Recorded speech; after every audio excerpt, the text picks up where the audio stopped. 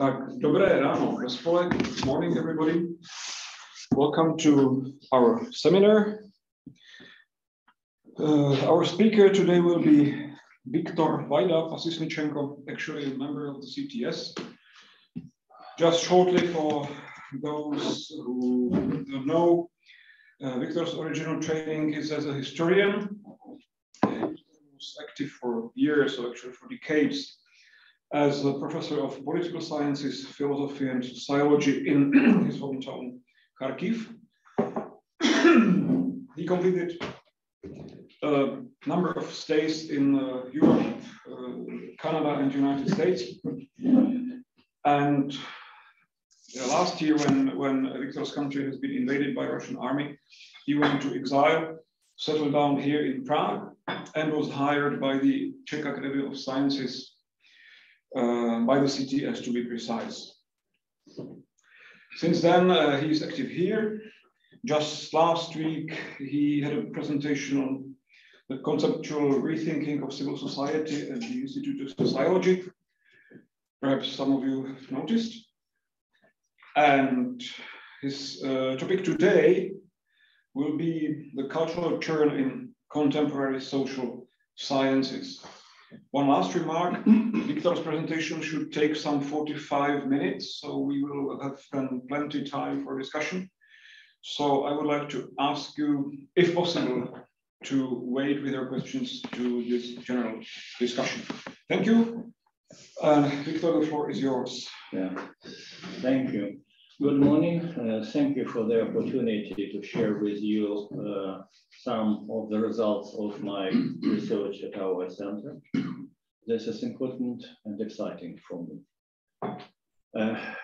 There is a popular proverb: if you want to make God laugh, tell him about your plans. As I greeted the new year in my native Kharkiv, I couldn't imagine that I would soon be in Prague, much less be able to continue to do research, and not even on a new subject, the scientific paradigm change and its implications for social sciences.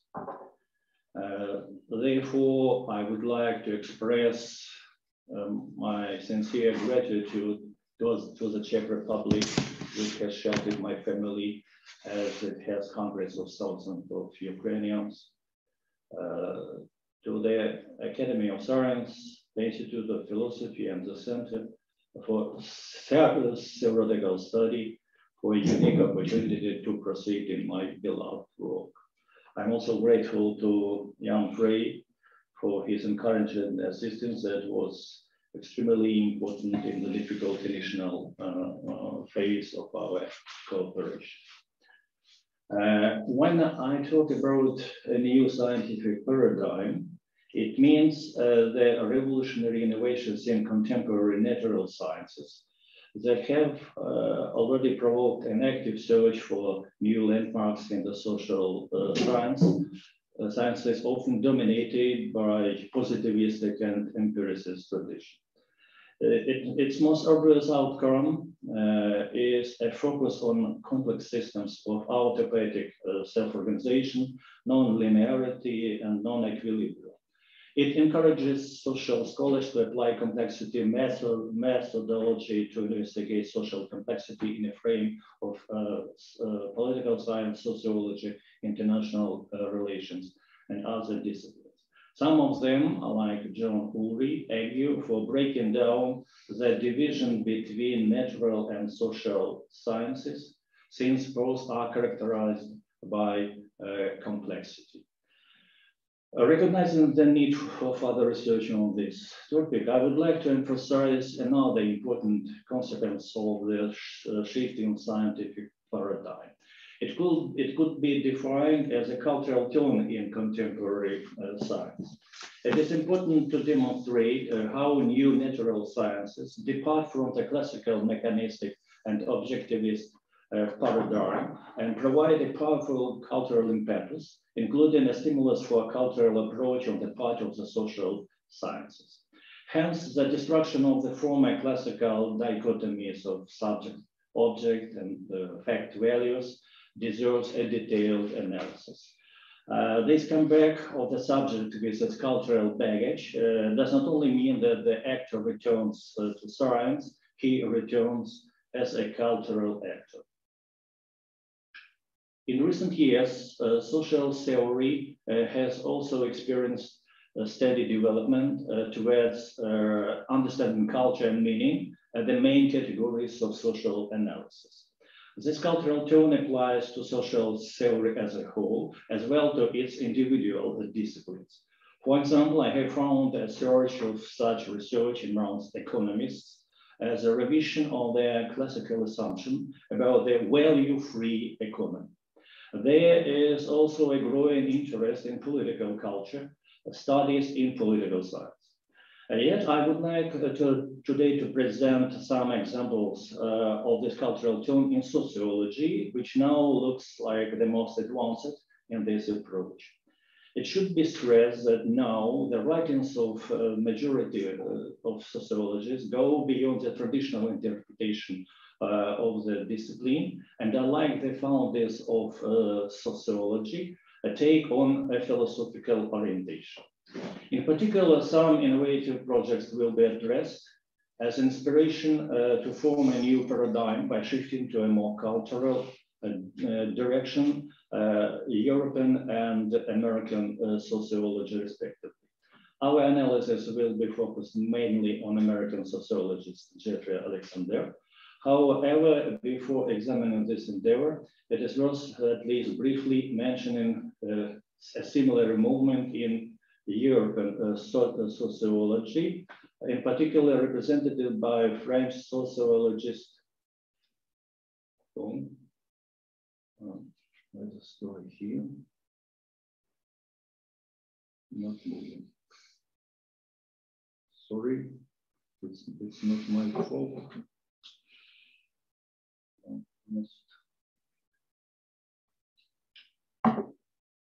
Yeah, I guess I need some technical assistance in order to move. Okay, so sorry. Well, I'm sorry because we've been trying and everything was working perfect. Yeah. I'm sorry, but if there is a problem with the moving of the slide, maybe you have to click into the presentation and then it should work. Click on the presentation. On the window with presentation, and then it should work. You have this arrow there, so click on it. Anywhere on the screen. Anywhere on the screen. Anywhere on the screen. Yeah, click. Yeah. Okay. Yeah. It was, as always, it was much more simple than than it looked. Wow. Yeah. Okay. So let us start with Alan Turing ideas. And here you can see that his approach is radical enough. He takes a radical position.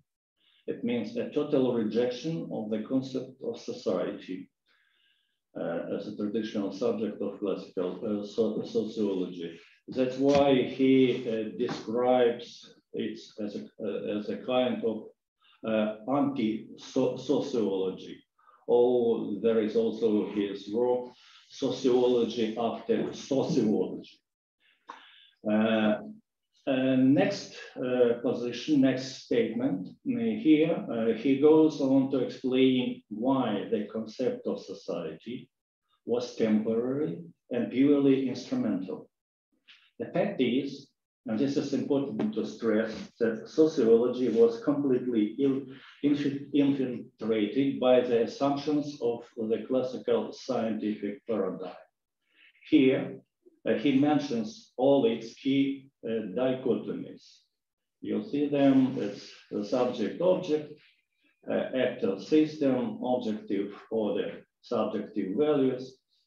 That is why the notion of society was needed in sociology just and simply and purely as a tool to resist these gaps between different elements caused by these dichotomies. And in the next point, taken from his work, explains that global changes led to destruction of these dichotomies. Are we still on this page or? Yeah. Where we are?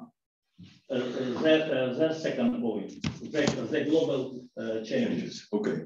Yeah, sorry. Thank you. So second point, the global changes led to destruction of these dichotomies, and as well that there is no need anymore in a concept, notion and concept of society as a core of sociology. And next, third position here, and he also means that there is a radical shift from economic terms, from economic analysis to cultural terms. And as far as we are dealing with culture, it's a domain of the personality. That's why Turin is expressing the new objective of sociology. And here you see citations of from his work. It is the search for actors, and not simply actors, but cultural actors. And finally, what is important in our context, he is proclaiming that that in this case we are dealing with a change of paradigm. So these changes he is treated just in terms of the scientific paradigm shift. And he is also concerned that slowness in adopting this change creates problems not only in sociology, but in liberal thinking in general, in the way that it is slow in adaptation to external constraints. Thus, by constructing the new sociology with a new scientific paradigm, Turin demonstrates a telling example of the cultural term in contemporary European sociology, the implications of which extend beyond the boundaries of the discipline. It should be stressed that Turin is not alone in his radicalism, as shown by the results of a symposium held in Paris in June 2003 that brought together some 20 world-famous sociologists. When asked, do you think the object of sociology had a link with the concept of society? Most participants answered the negative.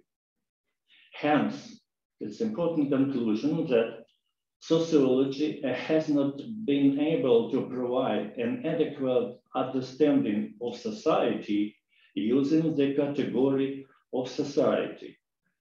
And that's why it is forced to look for other theoretical tools, in particular to use the notion of culture.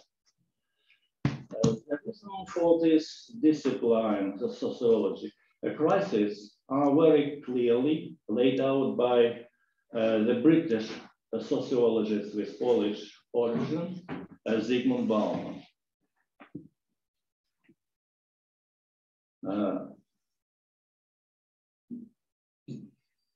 Some his key ideas in this slide. First of all, he is an author. He introduced the concept of so-called liquid modernity. Besides their characteristic you see on the slide, in short, it means that today we are living in the world when the only certainty is uncertainty. And so his theory has a warning that the world has entered in a period of uncertainty. Today, unfortunately, all Ukrainians know what it means. For the terrible price we are paying every day. The rest of the world, and Europe above all, also is paying their price. How much and how long depends on the results of the battle in Ukraine. Bauman shared his alarm about the role of sociology in his interview in 2013, 4 years before death. And the next position on the slide, here you can find his kind of complicated, if not sophisticated description of what he calls science, technology, sociology as a science technology of unfreedom. Please read it, because I don't think that I need to read it for you. You see that?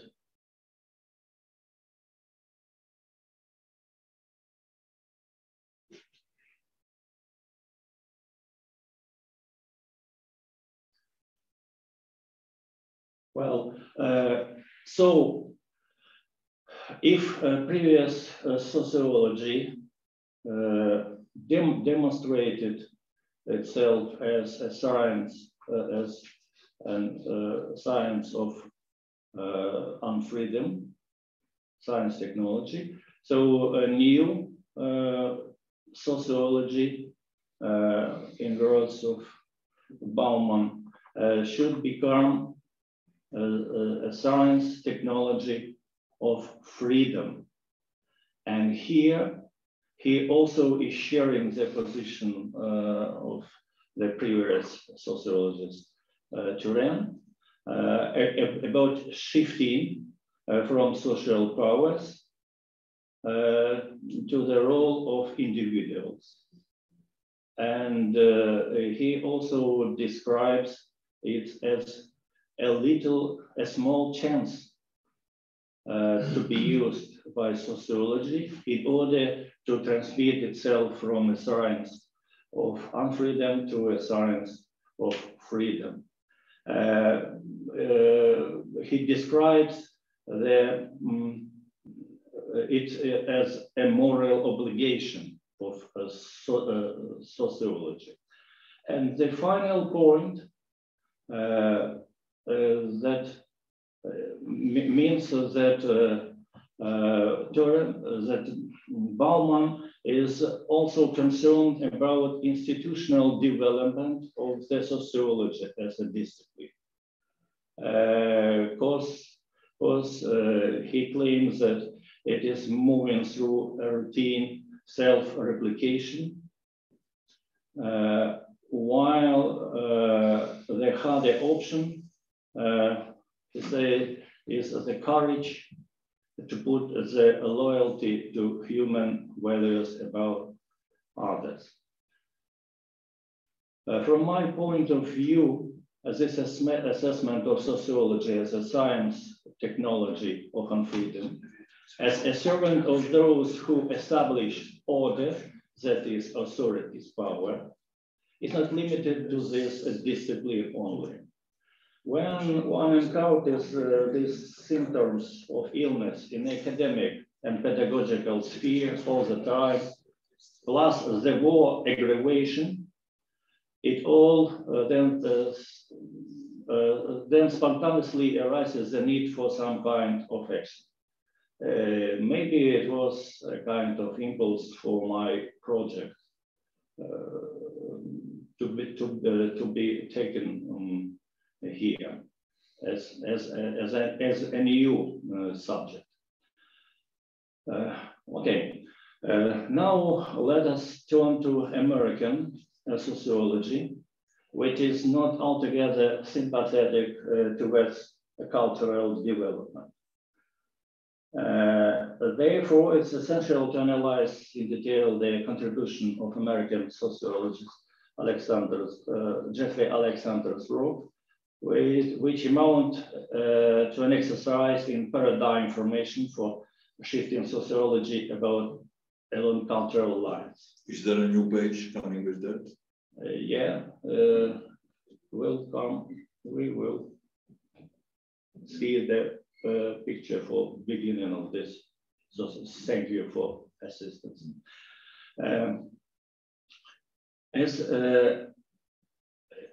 It's important to note that Alexander, by his own words, say that his broader interest has always been social theory as such, with theorizing society as a whole. So he is not a pure sociologist in this sense. As a point of orientation, I would like to highlight and to show the key aspects of what Alexander calls the strong program of his cultural sociology. The first aspect is his new methodological and epistemological approach. It is social constructivism. This aspect again shows a break with the main assumptions of the classical scientific paradigm. Here you see that he also is mentioning this object-subject dichotomy and objectivism. The second aspect deals with his declaration of culture relative analytical autonomy. The thing is that Alexander is not satisfied with the traditional secondary role of culture, when culture is explained by so-called more important structures like economic, political, social, etc. And that's why he first separates culture from this dependence in order to give it more breadth, more freedom by this declaration of cultural relative analytical autonomy. The third aspect deals with a recognition of culture as a structure that is informing social action. The fourth aspect is also his innovation. It is idea, it is model, theory of social action as cultural performance. And finally, the fifth aspect deals with understanding the inner logic of the cultural structure, which Alexander demonstrates through two processes: narrative framing and symbolic coding. That's why the cultural process of meaning construction suggests that events or persons must be coded and become perceived as real or separate, with the attribution of specific emotions to them. So in general, Alexander proposes a fundamentally new approach to understanding culture, structures, and social actions. The road to such innovations for him has been long and contradictory. His useful engagement with Marxism at Harvard led to work with Robert Belloc at Berkeley via Parsons. Yet the subject of culture is a unifying theme across his work. Therefore, he begins as Marxist, or in his own words, as a cultural Marxist. He borrows the idea of the relative autonomy of culture from Engels, who suggested that superstructures could sometimes be relatively autonomous to the economic base. At the same time, he refers to himself as belonging to a generation, intellectual generation, that did not accept positivism. It's also a very important feature. From Parsons, Alexander receives a conceptual impetus towards the recognition of culture as a structure. He describes the aim of his structure within culture approach as an effort to expand the notions of social social structure to include culture. Later, and under the influence of structural functionalism, he adds the clarification that cultural structures do not determine, but rather inform, social action. His theory of social action is also inherited from Parsons. However, he admits that over time he realized that in fact Parsons didn't have, by his words, Parsons didn't have a strong theory of social action. And for him, as for Weber, it was a black box. This discovery coincides with his reinvention of Durkheim, in particular his late works on sociology of religion. He gains from him the idea of binary organization and of symbolic systems in terms of sacred and profane elements, and the insight that these systems can be highly emotionally charged. A vision of the special role of culture was also impacted by the interpretive theory of culture by American anthropologist Clifford Geertz, who positioned meaning at the heart of social life. In 1993, Alexander spent a year in Paris working with Turenne. Although he doesn't accept his radical rejection of society, it is this Parisian period that Alexander describes as a watershed and even dramatic moment. The reason is that in the previous at least 10 years of his society research, he had been working on a reformulation of Parsonian ideas in terms of neo-functionalism. However, he realized the further futility of this theory and the need to abandon it while making a radical reversal towards an emphasis on the cultural aspects of contemporary society. In 1998, his book Neo-Functionalism and After was published as a result of previous developments and at the same time as a kind of farewell, explaining why there will be no continuation of the previous project. Therefore, Alexander had experienced an internal crisis as a scholar who was forced to begin everything over again. As mentioned above, he chooses a fundamentally new approach to understanding culture, structure, and social actions. While recognizing the relative autonomy of culture, we must begin with a search for cultural meaning and then return to analysis of social structures and social actions.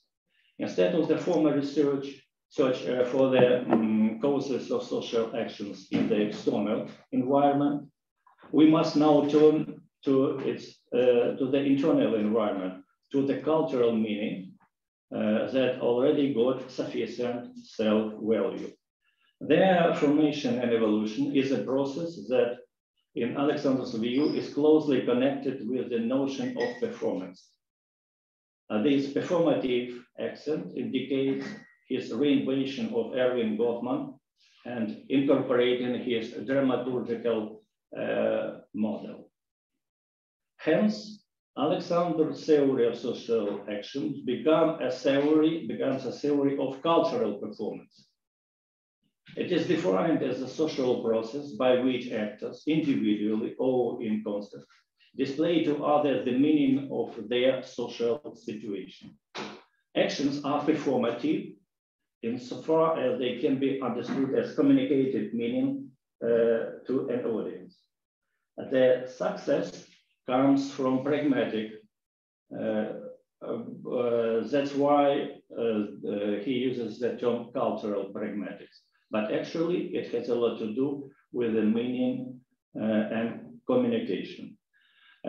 So let us see the main elements of the social action as the cultural performance. Here are presented 6 stages, 6 elements of this cultural performance. You can read it, and I also gave a short description in order for you to see it and to make your understanding simpler if I'm right in my decision.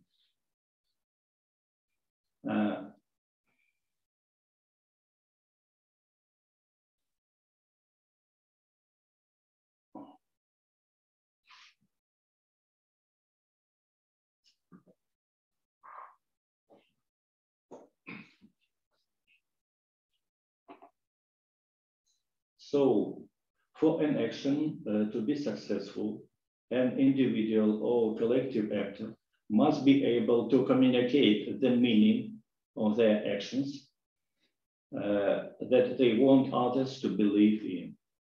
A successful performance then is successful cultural action. And a failed performance means a failed cultural action.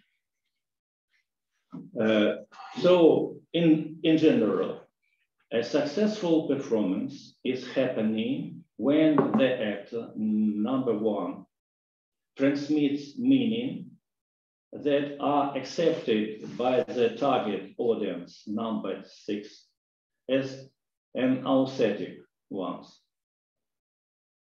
There should be a fusion between actor and audience. And besides, among all the elements, all the stages of this performance. And the main challenge here is to make the middle stages invisible, that is no problem-free to the audience that should perceive the actor's cultural meanings as sincere and truthful.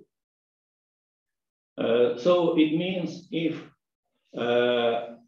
these stages from 2 to 5 are demonstrating or have some problems, in that case, the actor is not able, so-called, let us say, to reach the audience. Audience is not accepting the actor's messages. One small example, in Ukraine, previously we also experienced cold times in the university, and when administration making us to have lessons in cold room, but I used or to refuse to do it, or to find a more comfortable place. Because what it means, if you are working in a cold room, you can hardly expect that your students will be thinking about the things you are talking about. They will be thinking how to survive. So in this simple case, we are facing the problem with mise-en-scène.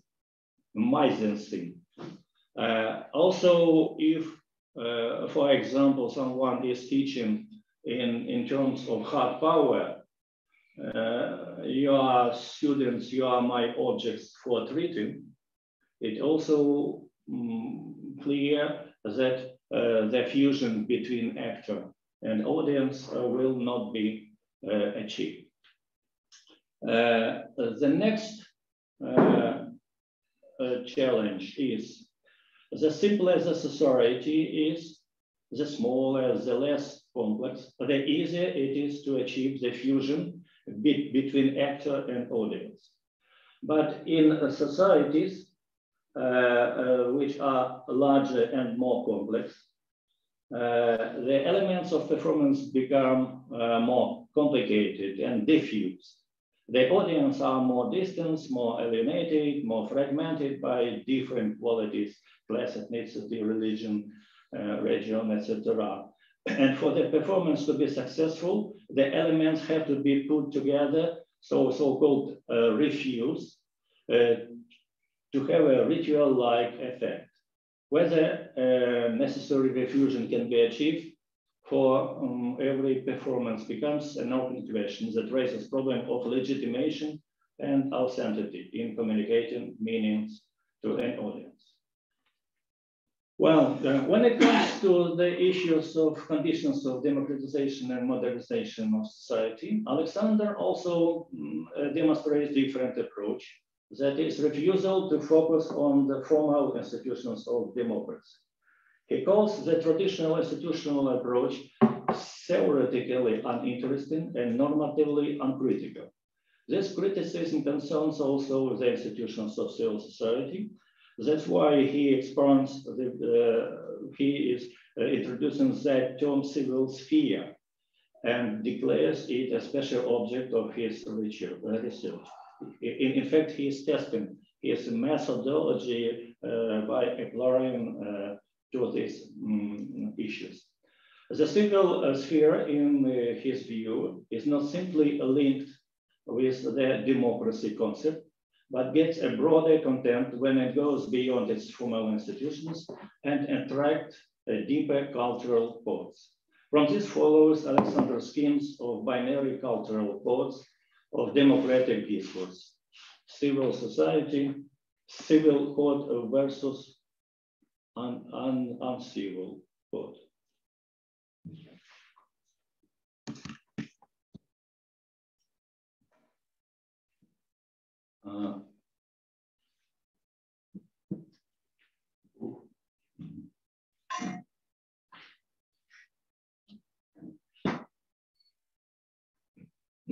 Here you see many binary oppositions at three levels: motives, actors' motives, relations, and institutions. Almost every binary opposition could be a subject of separate discussion, and in case of need, we can return to these issues. Yet now I would like to stress only the most important points. The first one, the idea of binarity means that the constant opposition between these two codes, when meaning of one code cannot be understood without the other. So in any society, there are potentially two cultural codes, civil or democratic, and versus anti-civil or anti-democratic. The second point, it's necessary to stress that Alexander's analysis of cultural codes does not start traditionally from the level of institutions. He begins from the level of an actor and his motives. As Alexander states, democratic discourse posit the following motives of the actors, like to be active, autonomous, rational, reasonable, calm, self-control, realistic, and sane. While the counter quote that justifies the restriction of freedom and democracy means that actors are passive, dependent, irrational, hysterical, excitable, passionate, unrealistic, or mad. From the level of actors' motivation, we are going to the level of relations between the actors, which also depends on the particular code. And finally, we are approaching the third level, the level of institutions. And the main point is that here at this level, we are getting a different content and results of the activity of this institution, while they have the same formal characteristics. So it is the same institute of presidency, the same institute of parliamentarism. So the titles are the same, but the content is radically different due to the different starting level of motivation. And so here we are facing a need to break this curse of the vicious circle of institutionalism, when institutionalists are starting from institutions and are finishing by institutions. Sometimes I would say it likes a dog who is changed and is bothered with everything, and he is trying to catch his tail, and every effort is in fact in vain. Third important theoretical statement is related to the emphasizing the Durkheimian distinction between the sacred and profane elements in religion vision. In Alexander's conceptual scheme, it means that the choice in favor of one of the two cultural codes is determined only by which of them the majority of the community perceives as its native and therefore sacred. It is not talking about what is good and what is bad. It's only I like it or I dislike it. I like it, but I understand that that is not good. It's not correct. Not perfect, but I like this motivation. It's mine, and as a result, we are getting a corrupt or even criminal power when for most people, in particular society, an anti-civil, anti-democratic cultural code is sacred, beginning with the acceptance of anti-democratic motives. The discourse is as follows. We know that everyone in power is stealing, and this is normal. Our leader steals too, but he is ours. And the problem is that not that he is stealing. The problem is that I cannot do it. So it's better for me to take power and to use this opportunity of using power for your own needs. Finally, you can even when the majority of people, let us say citizens, are motivated by democratic cultural motives, we are getting the institutions that are filled with democratic content and act accordingly. Finally, you can even do a kind of testing, show the audience this abstract theoretical scheme, and depending on which code the majority will prefer, you can determine which society you are dealing with, democratic or anti-democratic.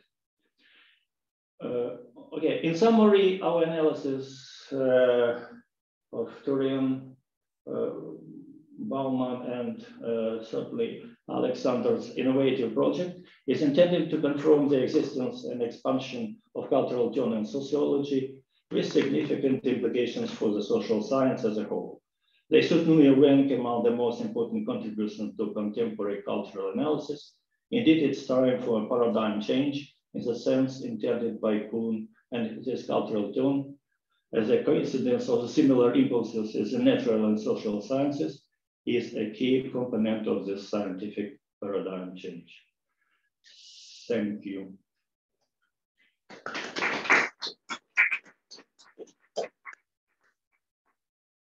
Thank you for your presentation, and I'm opening the discussion. What is culture? What is culture? I need to understand what is culture to begin to understand this concept. Is election culture, for example? Mm-hmm. So, sorry? What is culture? Hearing of in those concepts. What is culture?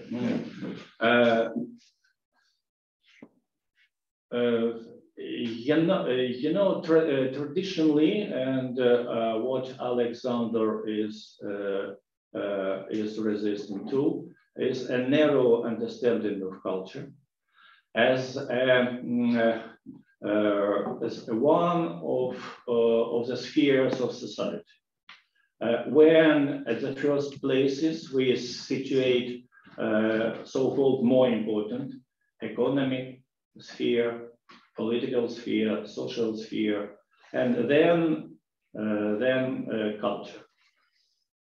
It is a narrow vision of culture. It is a narrow vision which links culture to so-called more important structures. And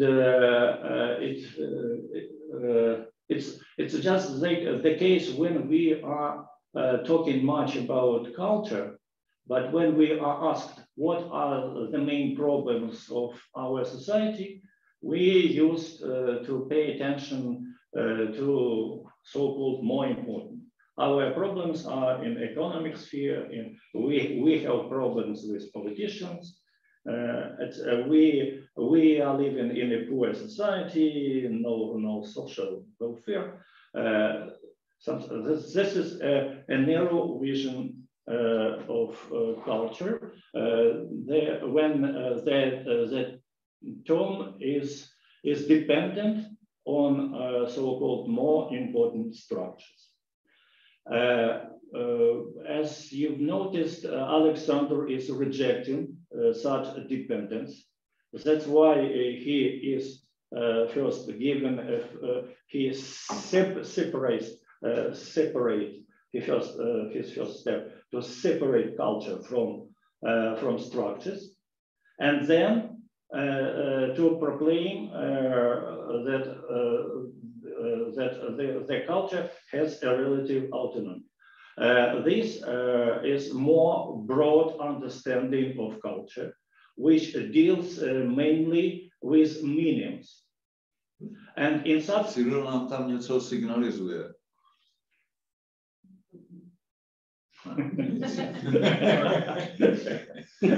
Well, I guess it's not allowed. So this broad meaning of culture is dealing with meanings, senses.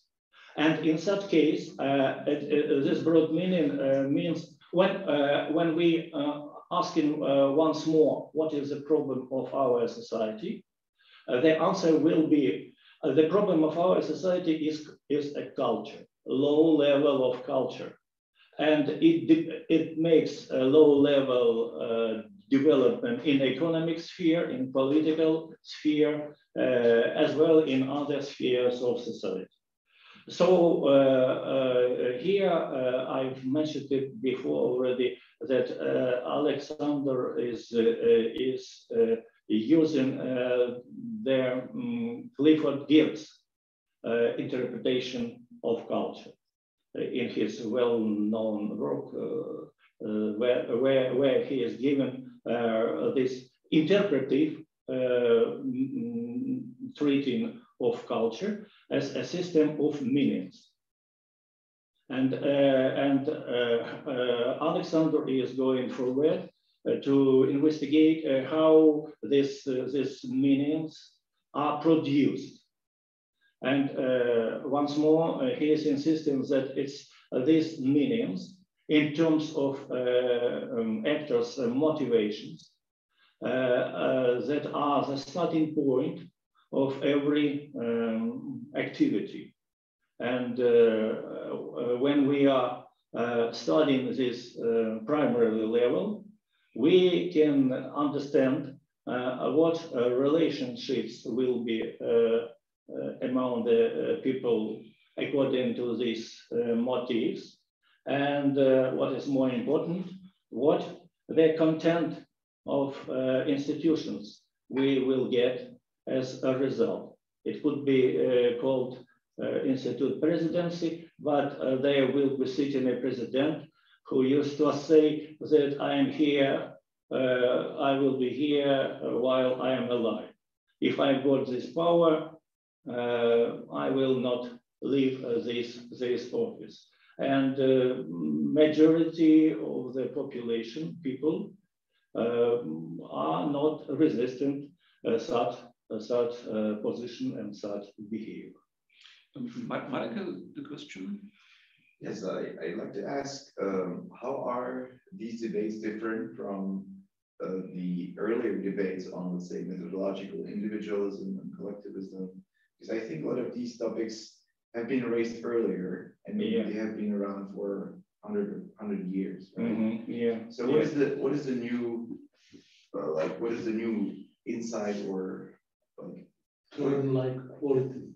Yeah. Mm-hmm.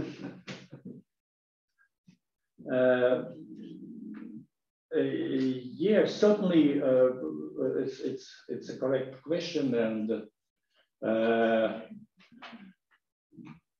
simply, and I absolutely share your vision, because I had here in the text mentioning the previous studies in these issues of culture, and but I had to delete it because it's a presentation and it has some limits. Yeah, it's interesting for me to hear your point of view. I guess you mean that there is. Do you mean that there is nothing new in this approach, and it is not worth attention? Because I am not studying them cultural studies from beginning on all stages. My research, let me remind, is the scientific paradigm change and its implications for the social sciences. So I'm considering the main assumptions of scientific paradigm that were formed early in Newtonian and Descartesian pictures of the world, and how these main assumptions influenced the social sciences, and then how new natural sciences are radically changing these assumptions. And the problem is that social theory is still delayed. Many theoretics are still working in the paradigm, in the old paradigm assumptions. That's why I am just taking some, it seems to me, it looks, I guess, some vivid examples to show that there are also some progress in social sciences in terms of this turn to cultural problematic. So I understand and I share your what you mean, but I just try to explain why I am limited in my approach. The cultural studies is not my subject of research. It's just, I'm looking just for the most vivid examples, samples that can show us that some social theoretics scholars are also fortuitously moving in this direction when all the rest have also to follow them. But it also will be interesting for me to hear your impressions. So maybe you are more familiar with the subject, and you can make your own evaluation about the so-called quality and innovative nature of these approaches, and how are they innovative if we consider them in a longer perspective. If I may, I don't understand. I'm not a sociologist. I'm familiar with the literature on complexity and the methodology of complexity and methodological individualism and collectivism. So this is what I studied, and I know, for example, that in economics, the division between the complex and simple sciences that has been done like in the 50s, and people like Hayek, they were arguing there's no division between like natural and social sciences, but between complex and simple systems. And so he was referring to like developments in biology, linguistics, and so on. And so there's some literature on this that starts already. So I think this was in the 50s. So this is one specific example. And the second example would be the debates on methodological individualism and collectivism that already started early 20th century. So I don't, so there was really a question. So I don't know like how this is different from what they said. Is there any progress? Because I don't follow the literature. So you are also. By the way, I mentioned in the beginning that the first implication, the most popular implication of the scientific paradigm change is the interest towards the issues of complexity, how these ideas from natural sciences could be implemented in social sciences. And I mentioned that I'm also going to proceed in this way. But this time I've selected another consequence outcome of this scientific paradigm change, which is not so noticeable, not so maybe popular. So there are at least two parts in my investigation. This one that I mentioned here, that I made a presentation, and the second is complexity issues, how they could be incorporated in social sciences. Of course, there are also not a very simple answers. So we shouldn't, we should escape the reductionist position, take pure ideas from natural sciences and to incorporate them in social sciences. It's absolutely wrong way, I guess. That's why it needs some more deep investigations, and you have to be careful here in this approach. Yes. Oh, well, thank you for your presentation. There were like lots of things I'd like to address, but since we have just 1 hour, it won't be possible. Yeah, by the way, we can discuss it later. And well, that's fine. Well, actually, I'd like to follow up on what's been said so far. I'm always amazed that in social sciences, people like to talk about paradigm shifts and like different terms. But if I remember it well from Thomas Kuhn, one of the features of paradigms is that they are incommensurable with other paradigms. But in the beginning of your presentation, you mentioned Alan Turing and some quotation of his that that there was some unity in social science. Maybe in the first half of the 20th century, I'm not sure what the time was or what the temporal frame was. But then you gave it, it looked like that you want to just depart from this older sociology, which was based on this some supposed unity. But at the same time, during your presentation, you went as far as the 19th century. You mentioned Friedrich Engels, and you quoted him as an example of a guy who knew in the 19th century that there is some culture which is sort of autonomous on social structure. And then you give more and more examples of like different authors who are now dead, like before Goethe or Erwin Goffman, and like trying to understand why are we calling it a paradigm shift, because these ideas have been around for at least since the 19th century. And there's also like, there was one more question, I forgot that, but could you address this, please? Yes, thank you for the question. The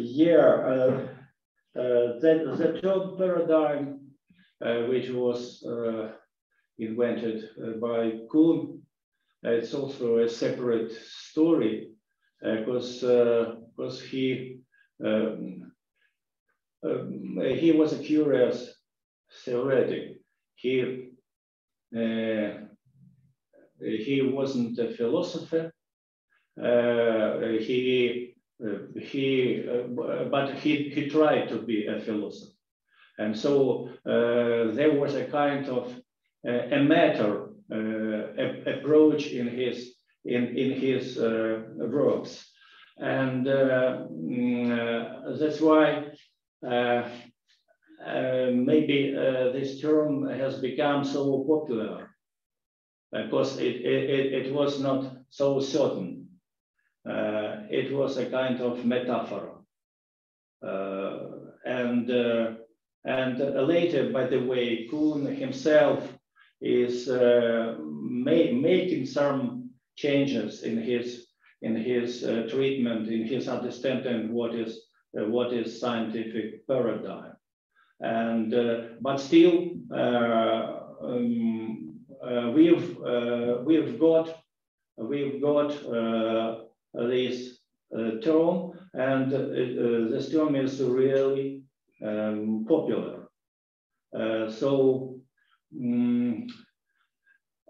because it still has some explanatory power, and you are also right that there were also theories that were expressing these ideas, and here, by the way, we've seen that Alexander's theory has inherited many cultural implications from Durkheimian sociology. Because late Durkheim, it could be characterized as a cultural sociology. So that it's somewhat linked with the previous question. When I say that I simply had no chance to show the whole history of the culture to it, understanding and conceptualization, and besides, it's not my objective. But I guess that still this term is functioning, and Turin is also, as you said, and I have said here, is also is using this term. But why it is more important now? Because when you are in a situation of uncertainty, you are sometimes not going too deep in some theoretical waters, yeah, and you are feeling that the world has changed. So for me as Ukrainian, the 24th of February is a kind of paradigm change.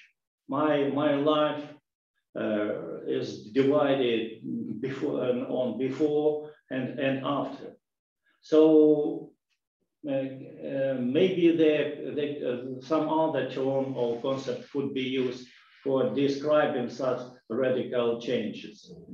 Maybe I would be happy to hear what terms, what concepts could be used in this case. The same thing, it means when we are talking about certain radical changes in natural sciences picture of the world. And there are also very important and striking new assumptions that has to be at least considered by social theory. And because, you know, the problem is that we've passed already through many radical events, like Soviet Union dissolution, decay, then revolutions. Now we are in the state of war, and it's not only war in Ukraine, and it's radically changes their growth, and that's why it's not tolerable anymore for social theory to delay, to operate with old terms, old theories. And that's why, in this case, this idea of paradigm and scientific paradigm change could be useful, if I can answer your concerns. Maybe I'd like to continue, if I may, just a short addition to that. You used a wonderful metaphor or analogy with war, right? I guess that in terms of personal experience, this must be really like radically different in your life, like pre-February and post-February. But you know, to follow my questioning, like war has been around for nearly like thousands of years, right? So in a way, it's not really something new. And my question would be like, what this cultural turn or paradigm has to offer, especially in light of other contemporary paradigms, because as far as I know, this turn is nothing so new, right? Because Jeffrey Alexander is almost 80, and I think he developed this back in the 1990s. And since then, there were like some different theories which developed, let's say, Bruno Latour's ANT. So what Alexander has to offer, what are his advantages, let's say, in comparison with Latour or other contemporary social theories? Well, certainly there are going to radical changes, and some of them are making a revision of the previous approaches. But you know, I'm thinking that the best, the most practical thing is a good theory. And if we look, for example, at this scheme of binary cultural codes, I've said that for me, this theoretical scheme explains much more better why, for example, in my country, in Ukraine, we were dealing, we had democratically titled institutions, but with non-democratic content. Taking into consideration that Western experts and Western support organizations invented a pile of money in order to transform, to reform institutions in Ukrainian society, as well as in other post-Soviet societies. But it was in vain. It was in vain, and our heroic President Zelensky, unfortunately, spent 2 years in order to disarm our army and to find a negotiation with Putin. So I, as Ukrainian, I know it. So and now we, the country that have great achievements in rocket building, we are asking the West give us rockets. While you stopped the rocket experiments and production while being the president. And so what I want to say that it seems to me this scheme is working when I want to find the answer. Why I'm living in the country where we have the same formal institutions, but they are functioning absolutely in a wrong way. I couldn't find it from the institutionalist political science approach, because they are, once more, they are starting from institutions.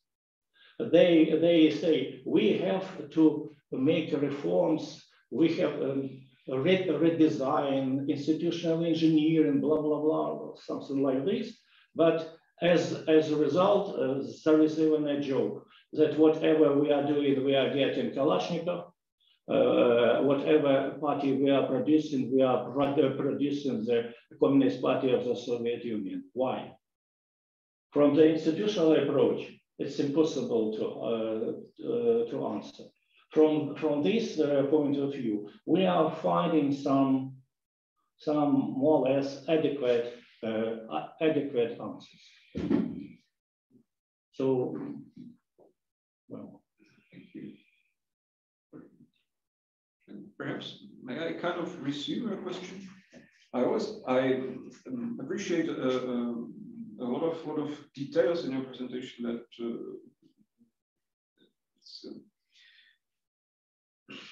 maybe think much in the future, but actually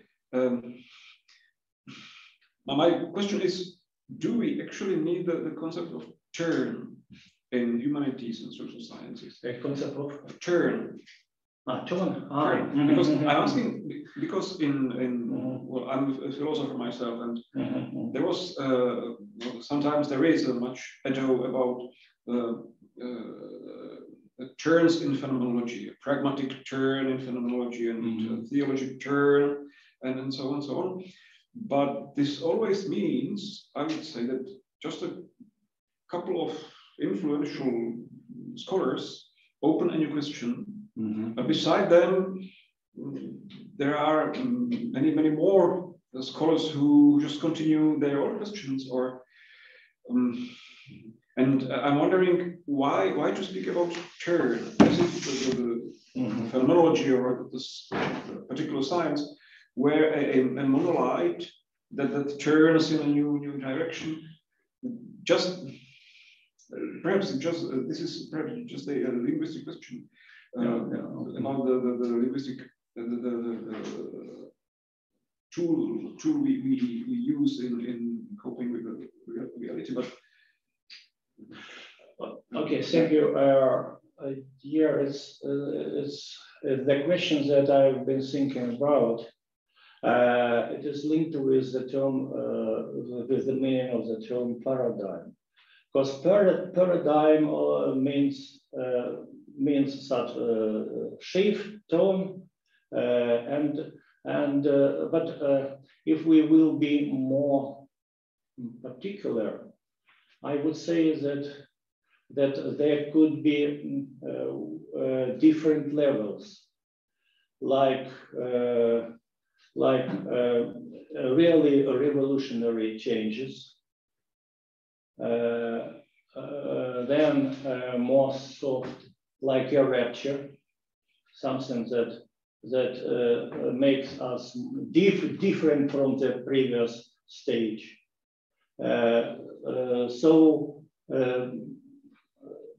And the notion of tone is also could be considered in this list.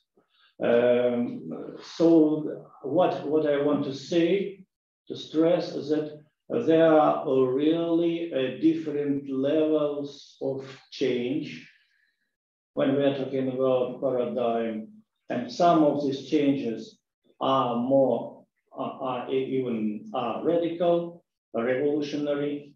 Some of them are just a reformation of the previous notions and concepts, and some of them are just a kind of adaptation. And I guess I have to think about this. I've already faced this a kind of not so problem, but an issue. And thank you for reminding me. I also will think about this in order to differentiate various levels of changes, and maybe not to speculate with some term like term.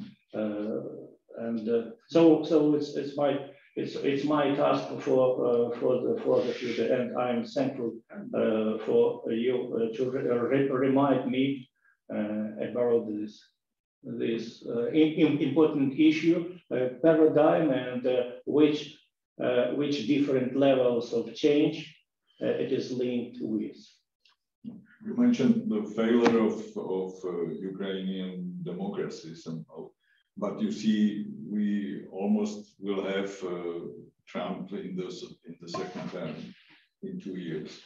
So this is even bigger, much bigger failure of democracy. So it should be studied in the terms of democracy. What is democracy and how to No, I want to stress that I didn't mention. Maybe I was wrong in saying, but I reject the idea that democracy in Ukraine is in a state of failure. I wanted to stress that there are institutions in Ukraine, in our society, which are playing a role of obstacle, and that's why it makes the citizens of Ukraine to pay much more considerable price.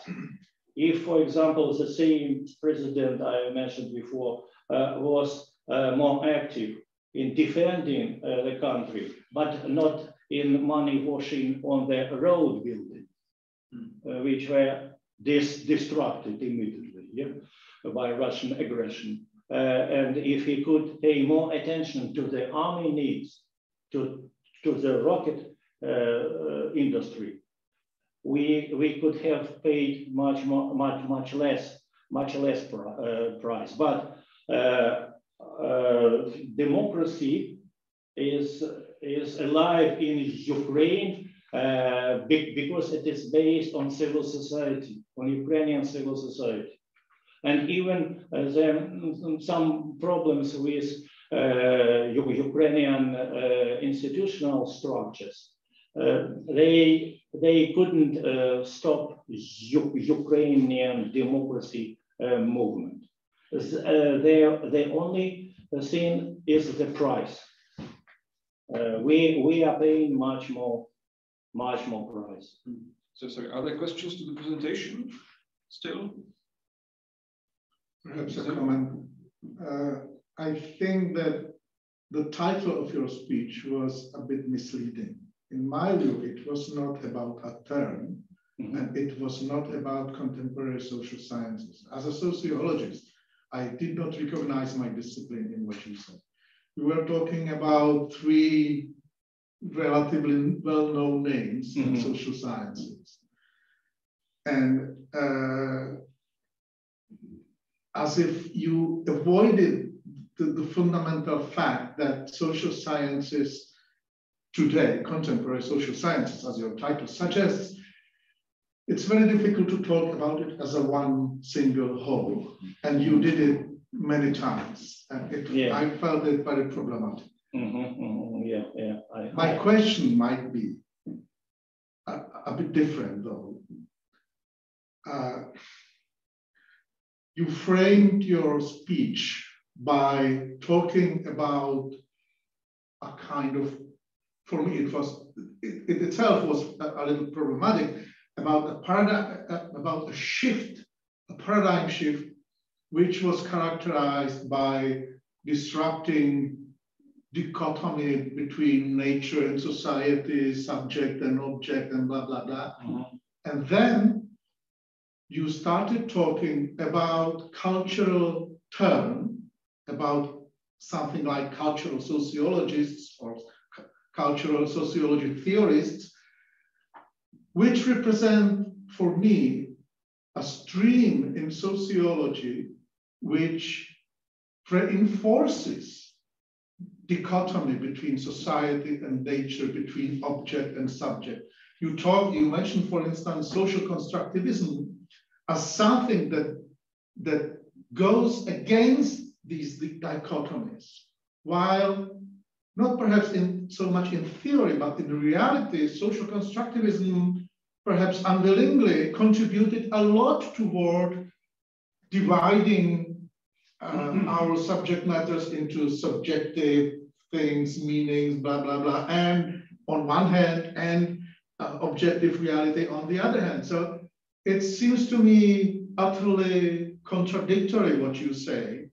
Similarly, as for instance, when you started with Turenne, problematizing, as many other sociologists today, the concept, the notion of society, and then without any difficulty, you started talking about culture as a sphere in society.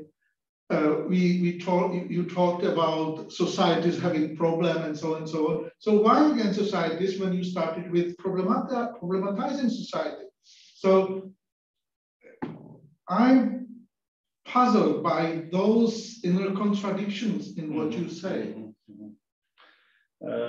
Thank you for critical remarks. Yes, I agree that social sciences term here is not so relevant.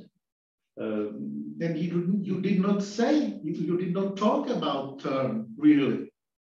I mean, it is possible to doubt what Jan Frey said about the meaningfulness of the notion of term, but still it is possible to try to convince the audience that there is or there has been some term, and to talk about its meaning, its importance, its scope, its influence, and then to try to convince the audience that there was, or that we may perhaps speak about a term.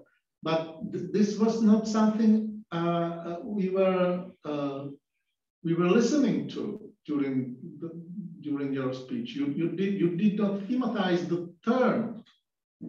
You talked about certain representatives of cultural sociology, but it is not a term. You did not talk about how their work was somehow influential in the contemporary social sciences, as the title of your speech indicates. So, yeah, I understand that it's kind of the things that I should be more specific, because actually it was an effort to show this cultural shift, cultural inclination in sociology mainly. So maybe I should have taken it into that title, but maybe I was not so clear. But I mentioned that sociologists failed to understand society through the term of society, and that's why it's important to look how the term, the notion, the concept of culture could be useful in understanding what society is. If you do not define culture as a sphere of society, which you did. This is what you said. I remember it well. I've said about, I've said already about a narrow vision of culture, which is treated as a sphere of society, and a broad vision of culture. No, this was in response to what Roman asked about what is culture then. So you said. So I'm dealing with a second broad vision of culture, which is meanings, or associated with meanings. But what are meanings? Meanings is and definitely with meanings. This is what I said. With meanings, we are getting much closer to the clear-cut subject side of the entire object-subject dichotomy. So this is what I asked, that if you define culture less in terms of structures or less in terms of part of society and more associated with meanings, then in my view, you somehow problematize your framework of a general paradigm shift that somehow overcomes the dichotomy between subject and object. What I want to say is that if we are looking at the natural sciences assumptions, then new ones, this crisis of subject-object dichotomy means that we are given much more big role to the actor.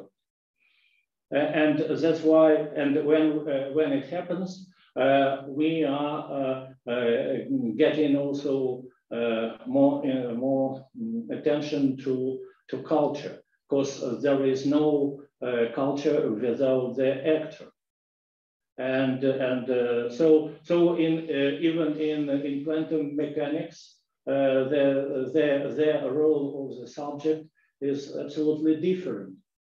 He is not an observer anymore, but a participant. There is no division between the actor and so-called objective world. And so it means cultural impetus from natural sciences. And certainly it could be and should be taken and used in a sphere of social sciences. That's why I don't see the accent on the culture in a broad sense as an enforcement of the dichotomy. So it's just opposite. The destruction of the subject-object dichotomy means growing role of the cultural factors.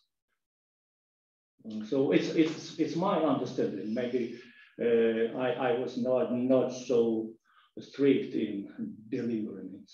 I'm not just my last. No, it's okay.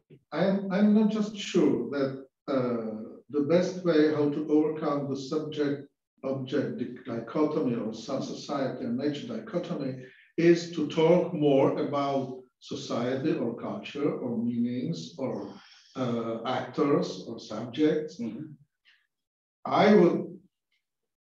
It would seem to me much more reasonable to try to slowly abandon these notions that are associated with those dichotomies, to use less these words rather than to engage in the opposition war between subjectivists and objectivists, between culturalists and naturalists, which was, it seemed to me, at least, something you demonstrated.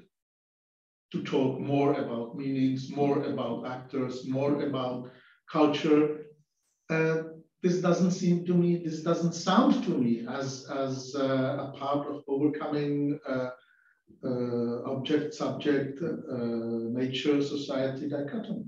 But if we are not satisfied with their solution of the problems by using the notion of society, if it's correct, so we have to do something. We have to find new ways, new options, new categories and conceptualizations, because we cannot just abandon these there have problems. been many sociologists that really did abandon these concepts. Yeah, I mean, ethnomethodologists almost did not talk about society.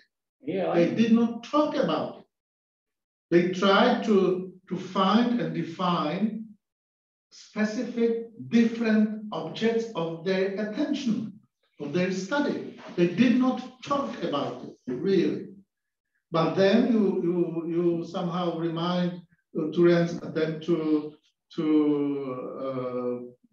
get off with this concept while still using it abundantly during the rest of your speech. And this seems to me strange.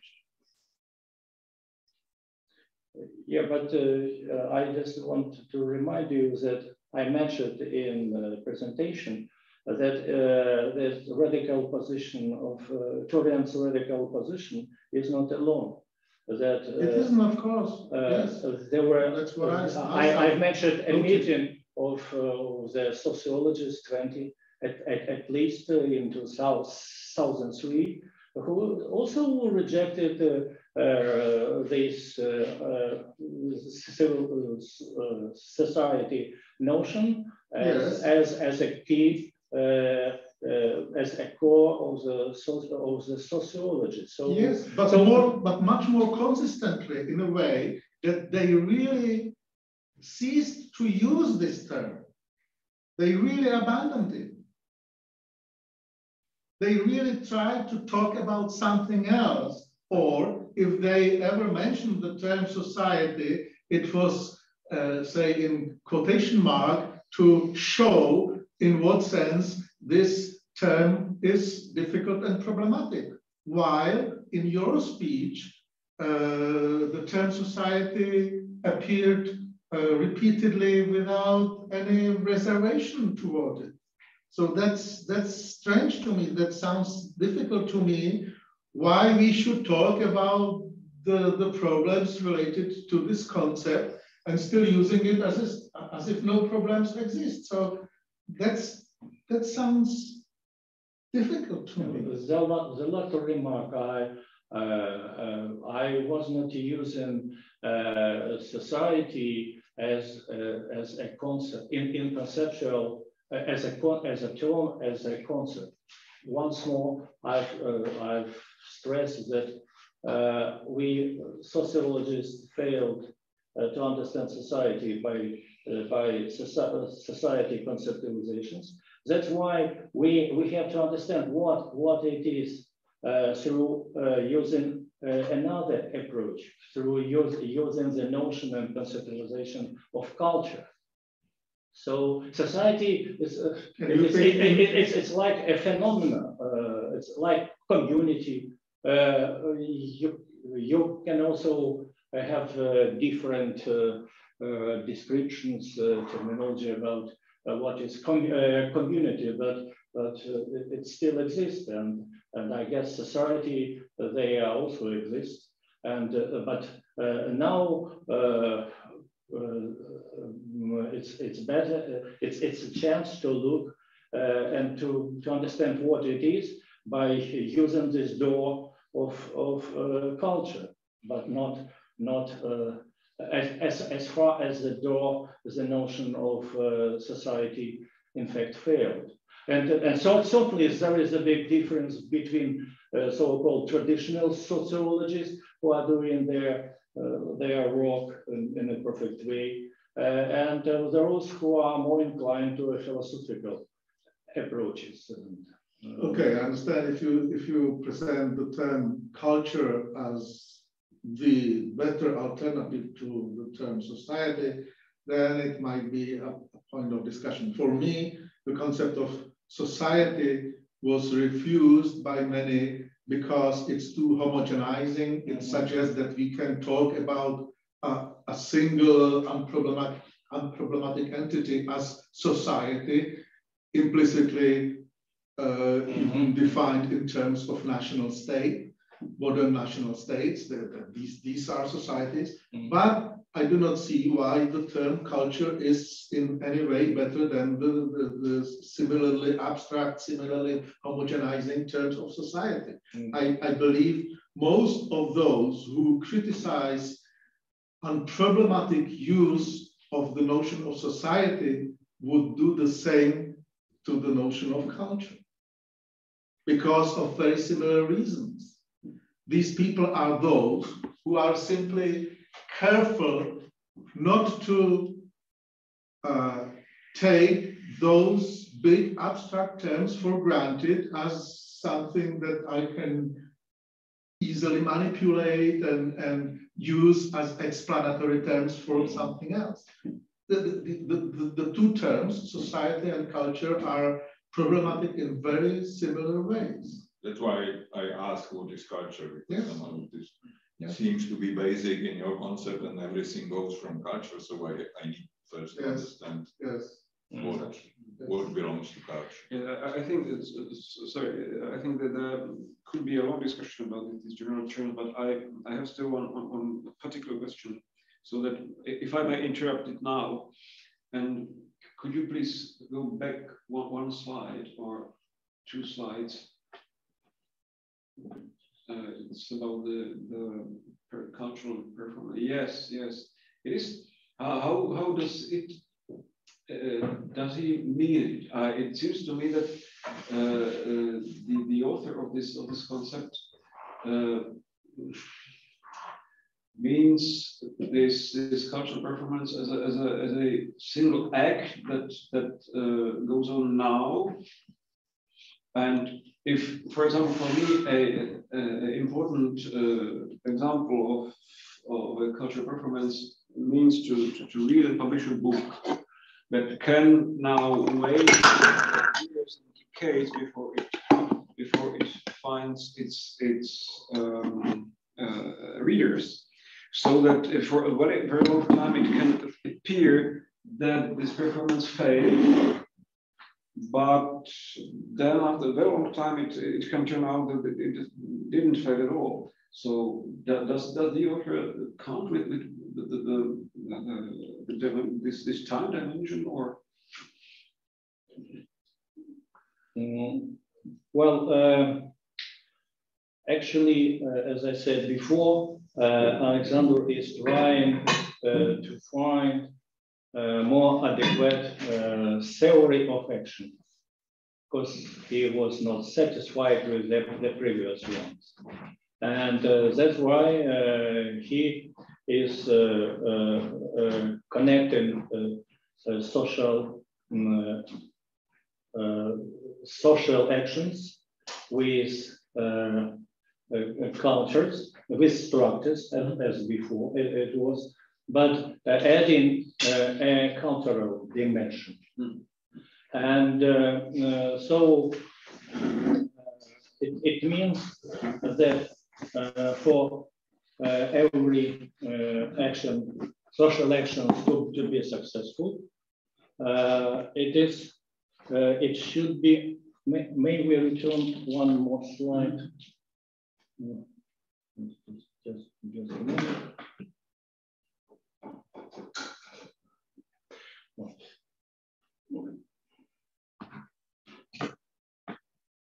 Just a moment. No, thank you. No, someone disappeared.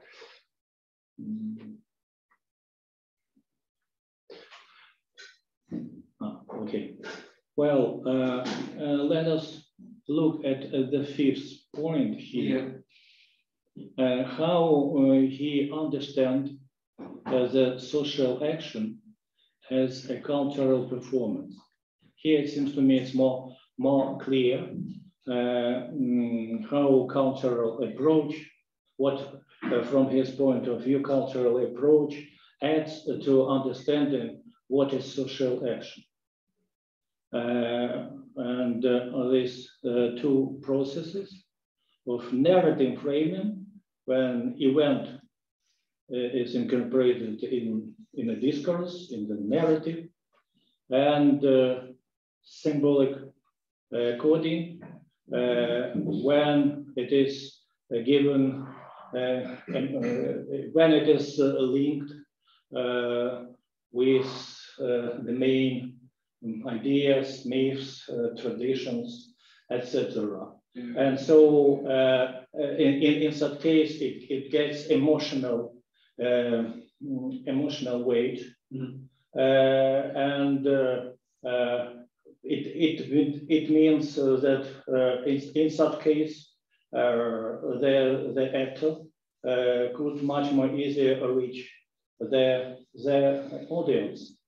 Because it's not just blah, blah, blah, but it is incorporated in a particular, for example, if we mention 1968 in Czech audience, it means much, yeah? So we are already putting some our topics in a narrative, which is familiar. And this narrative immediately gives a reaction, how you are reacting to these events. If you are in Czech Republic, or you are in Russia, or you are in Russia. I see. Yeah, now this incorporating into a larger story, this brings the time dimension into play. It does. I think the narrative more comprehensive issue. Actually, I'm not sure a time dimension how. Because narratives always happens at a certain moment, and narrative framing of today's youngsters is different from the main media and those who remember it from personal experience. Yes, this is clear. Just from the scheme on the following slide, it seemed to me that the author understands that the cultural performance is a single act that either fails or not fails, and we can see it immediately whether it failed or not. And I just missed the time dimension And with this notion of the largest story, time dimension is there for me. The only thing is whether you recognize the time dimension in the narrative framing. Maybe you have it similarly, I would say, structuralist as the B point, classification according to binary cultural codes. Perhaps you might not understand narrative as something that incorporates in a complex way the time dimension, but then it would again be an occasion for Jan's question. Yeah, but I do not understand the binary code sounds to be, crazy. You said you saw the kind of table with binary codes. Yeah. But there is some evil or good. Yes, I mean, there is so. Well, I have to approach the work of Alexander in order to see how the time dimension is working. Oh, he is absolutely ignoring it. So thank you. Also, I have good illustration for time dimension. There is this in this where it is in respect. There are every week they are asking the same questions, people somehow. And one question is, what is your most important political event in your life, except of course of 89? Yes, I would say except of 68. For me, it is 68. Yeah, so somehow it's just exactly this time framing. And, yes. The problem with the time dimension in narrative framing, so to speak, is that even if we take the broadest possible definition of what is narrative, then it always means that the time dimension comes only as an ex post reflection of what happened, while the time dimension is in this already happening. There. It's not only in ex post remembering, narrating, commemorating, or something like that. So I would have difficulty with precisely the fact that if the dimension is in this narrative framing, okay, we might agree, then it's too little for me, because either I say narrative is everything. I mean, this situation is narrative in a way. And then, okay, but it seems strange to me, and I don't think Alexander meant precisely this. Or I say narrative is something more narrow. It's a kind of retrospective talking about something, about something that had happened. And then the time dimension is too restricted for me as something that is important. Yeah, I guess it's the first option. The first option. And it's also the difficulty I have with cultural sociology as something that really doesn't help overcoming those dichotomies you mentioned in the beginning. It's something that helps them to help them get stronger, more powerful. It's cementing. Yes. I'm sorry to interrupt you, but we have a question from online audience, Anička. Yeah, thanks. I'm not sure whether I want to ask the question anymore. I had it many minutes ago. So maybe partly. I had a similar comment as Honza did about the definition of cultural performance. You said that a successful cultural performance based on Jeffrey Alexander is a performance when an actor or a speaker is able to deliver his message and the meaning of the message to the audience who is receptive. Yes.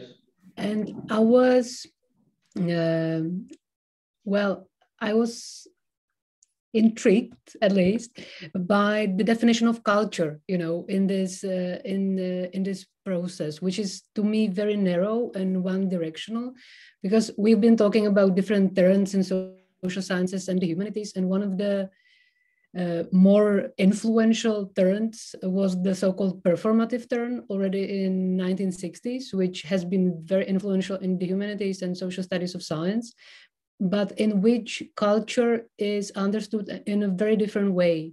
In the so-called performative turn, culture is seen as a result of different performances between different actors, cultures, different types of knowledge, even sciences, relationship is seen as a result of those performances. And it seemed to me that as if in your definition, culture is something that is not being created in those performances, in those interactions, but that it is actually something pre-existing, independent, which we only successfully or unsuccessfully communicate, in those performances. And so I wondered, you partly commented on this minutes ago, but could you confirm that I understood this correctly? Because in this, Alexander seems really quite old-fashioned to me in terms of how performance is understood. Okay, thank you. Yeah, you are absolutely right that we are not talking about culture production during social action as a cultural performance. So she sees you there. Okay, sorry. And that's why we are really talking about, as I said, a culture in a broad sense that is dealing with meaning, with meanings, and these meanings are already existing. So when the actor is addressing their audience, he is already operating what is called here, let me be strict, with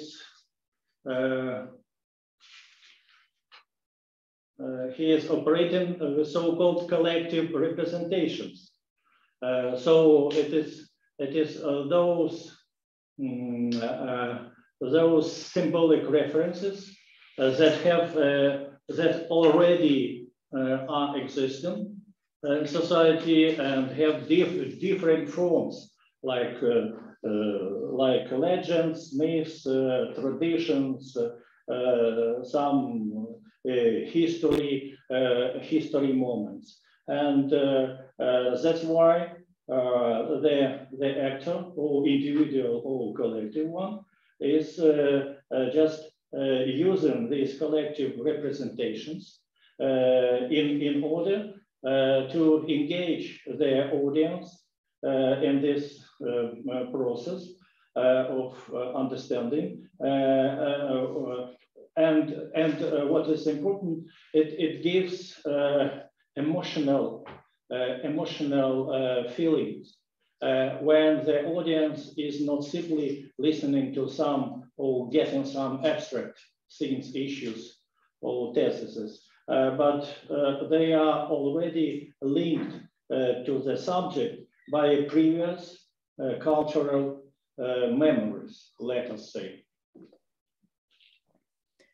Yeah, thank you very much, Ed. So that's what I thought. And here I really think that it differs from how the notion of performance is currently employed in social studies of science or in the part of sociology I'm familiar with. But so in that, I'm not sure how this is a paradigm shift forward, because it seems like a very old-fashioned definition of communication, which is based on this pre-existing meaning, which is confined in language mostly. But that's just a comment at the moment. Thank you. Okay, yeah, thank you. So we have the last 5 minutes, so perhaps one last question. If there is none, I would like to thank Viktor once again. Thank you all who were present, thank you all who were online, and I wish you all a nice afternoon. Yeah.